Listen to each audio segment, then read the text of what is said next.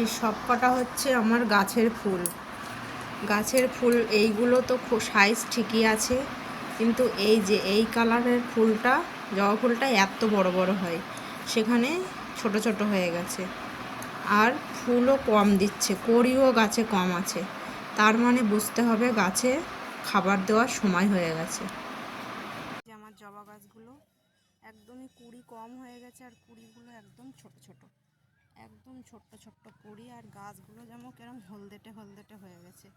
এর জন্য আমি আজকে এদের খাবার দেব, লিকুইড খাবার। আমার এই গোড়ায় মাটি সার দিয়ে দিয়ে গোড়ার এই টবে কোনো জায়গা নেই, ওর জন্য আমি এদের লিকুইড খাবার দেব। আর লিকুইড খাবারে আমি নিয়েছি এটা এমনি নর্মালি জল। কদিন জলটা আমার ছাদে তোলা রয়েছে, বৃষ্টি হয়েছিল, আমি জলটা দিতে পারিনি, ওর জন্য শ্যাওলা পড়ে গেছে। আর এই যে লিকুইড খাবার বলতে এই যে এর মধ্যে ফ্যান আছে, চাল ধোয়া জল আছে, সবজির খোসা আছে, পেঁয়াজের খোসা আছে। সব কিছু আলাদা করে ভিজিয়ে ভিজিয়ে ওই দিনক্ষণ দেখে দেখে দেওয়া আমার হয় না। আমি সব এরকম একসঙ্গে ভিজিয়ে রাখি, রেখে এক সপ্তাহ ওয়েট করি। ওয়েট করার পর এটা আমি গাছের গোড়ায় দেই। এটা আমি এখন ছেঁকে নেব।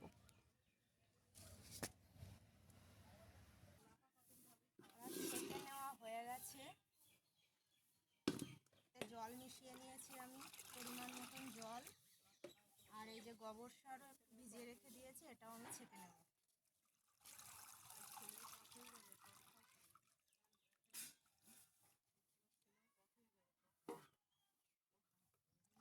ছেঁকে নিয়েছি, এটা আমি এখন এবার জবা গাছের গোড়ায় দেব।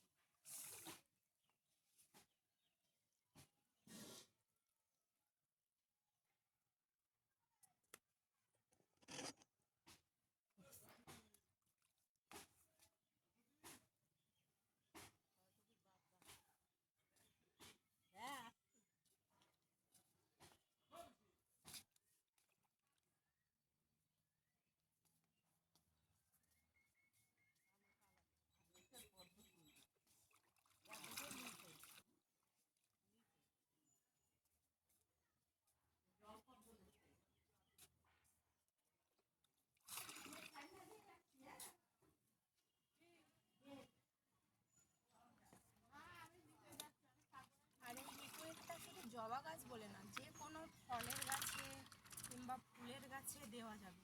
দিয়ে একবার ট্রাই করে দেখবেন, বাড়িতে খুব কাজ হয়। আর আমি আলাদা আলাদা করে ভিজিয়ে কোনো কিছুই দিই না, এইভাবে দিই। আর এই যে এগুলো হাইব্রিড জবা, এই জবাগুলো একটু ছায়া জায়গা, মানে খুব রোদ পছন্দ করে না।